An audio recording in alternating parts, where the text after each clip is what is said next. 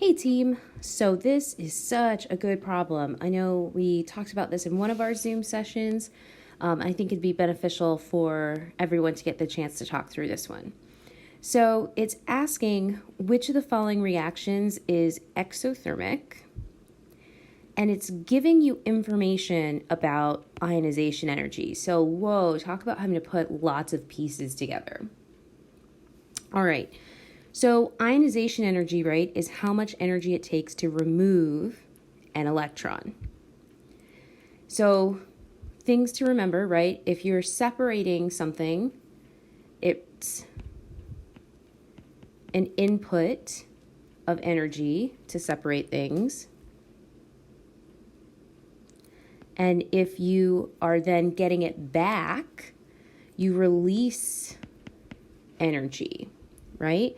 So when we talk about ionization energy, we're looking at a positive energy value. So let's take a look at these equations down below, or the options that they give us. So in all of these, you'll notice one common factor. The magnesium is going from the cation to the neutral atom. Which, how does magnesium go from a positive to a neutral? The magnesium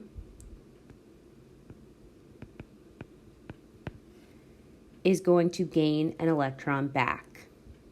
So what does that mean for energy? If we are getting an electron back, so ionization energy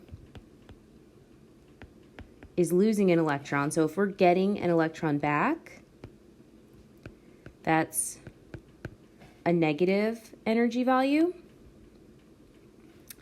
So we need to compare that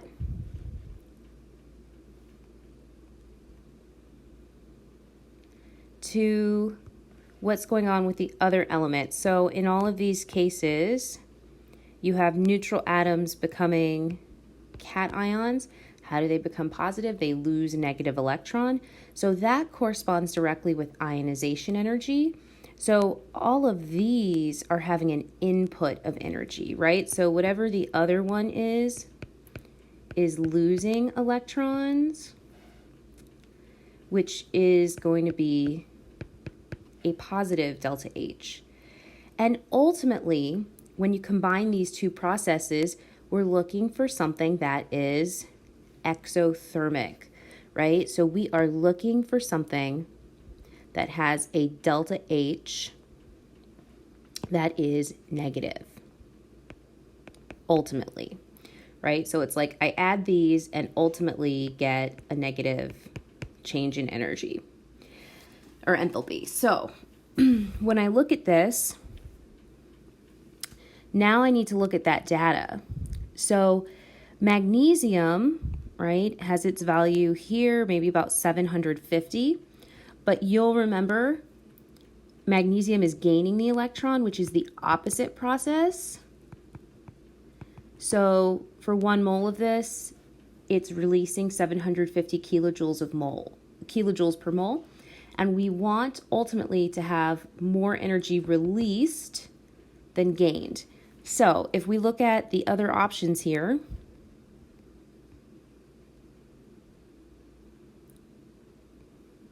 aluminum, I'm sorry, I should start with chlorine. Chlorine is going to have about 1250. So again, ionization energy is a positive delta H. So if you were to add these two, you would clearly get a positive number. So it cannot be chlorine. And this logic also tells you that anything that has a greater ionization energy than magnesium, it's going to give us a positive number. So you can still kind of go through this. Aluminum is maybe 550. So if we were to add these two together, we would get a negative value. Right now it's not asking you the value, so that part's not important.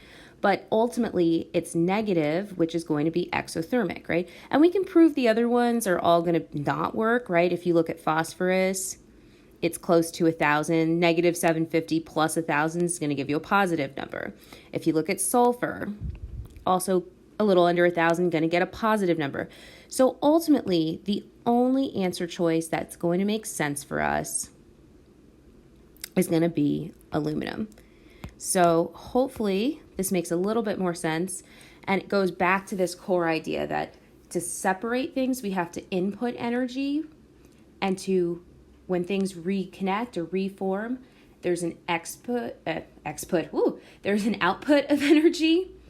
And so that's the perspective we want to take on this.